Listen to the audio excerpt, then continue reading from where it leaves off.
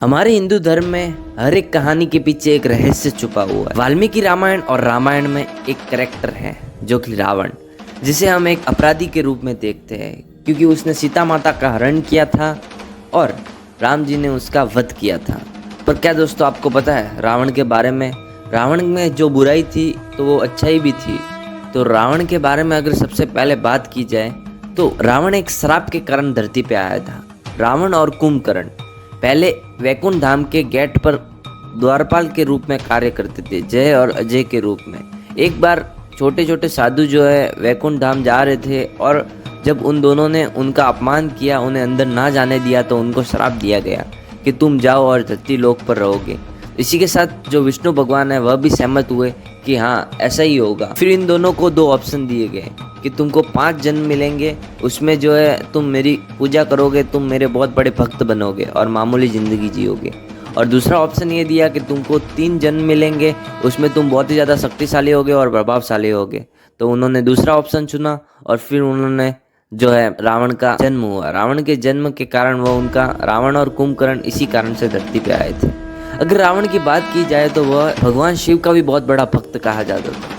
माना जाता था कि वो जब तपस्या करता था तो उसने अपने 10 सिर काटे थे भगवान को प्रसन्न करने के लिए। और ब्रह्मा जी ने उनको जब वरदान दिया, रावण को ऐसा वरदान दिया था कि तुम्हें ना कोई देवी देवता, ना कोई जीव जंतु, ना कोई तुम्हें कोई नहीं मार सकता। पर रावण ने एक भूल कर दी थी कि उसने एक मामूली इंसान, मतलब जो मामूली इंसान है उनसे मरने की उन्होंने नहीं मांगी थी। तो भगवान ने दे दिया कि हाँ तुम भूत, देवी देवता, जानवर, इनसे नहीं मरोगे। इस कारण से भगवान श्री राम ने एक मामूली व्यक्ति बन के उनका वध किया था। लंका की बात की जाए तो लंका में पहले कुबेर जी रहते थे। कुबेर जी को रावण ने वहाँ से निकाल के वहाँ उन्होंने राज कर दिया रावण ने, और रावण जो है लंका का राजा बन गया। कुबेर में बहुत ही ज़्यादा सोना था और बहुत ही ज़्यादा पैसे थे।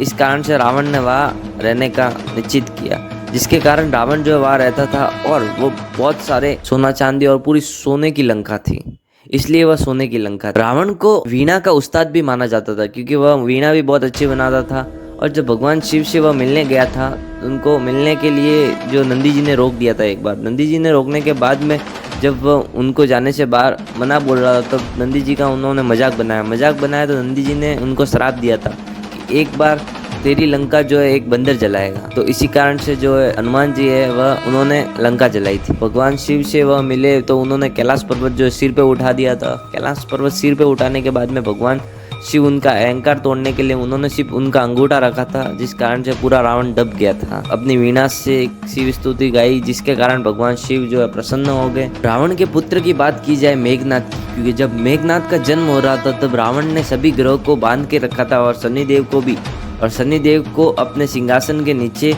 जहाँ वह पैर रखते थे वहाँ रखा था। और इस कारण से जब मेघनाथ का जन्म हुआ था तब सभी ग्रहों को एक साथ बांध के रखा था, इसलिए वह मेघनाथ जो बहुत ही ज़्यादा शक्तिशाली था। और फिर जब इन सभी ग्रहों को और शनिदेव को जब हनुमान जी आए थे लंका, जब लंका जलाई थी तब हनुमान जी ने उनको छुड़ाया था। इस कारण से जो है शनिदेव और उन सबको छुड़ाने के बाद में जब हनुमान जी गए थे, रावण जो है बहुत ही ज़्यादा शक्तिशाली था ऐसा तो माना जाता है। पर जब राम जी ने उनका वध किया था, वध करने के बाद में राम जी को भी पता था कि वो बहुत ही ज़्यादा बुद्धिमान और बहुत ही ज़्यादा शक्तिशाली है, इसलिए राम जी ने लक्ष्मण जी को बोला था कि तुम उनके पास जाओ और कुछ ज्ञान लेके आओ। तो भगवान लक्ष्मण जी जो गए उनके पास और उनके सिर के पास जाके खड़े रह गए, मतलब कि रावण से बोलने लगे कि मुझे ज्ञान दो, तो उन्होंने मना बोल दिया कि मैं नहीं दूंगा। तो वह फिर से राम जी के पास गए और वो बोलने लगे कि ये तो मुझे ज्ञान नहीं दे रहे।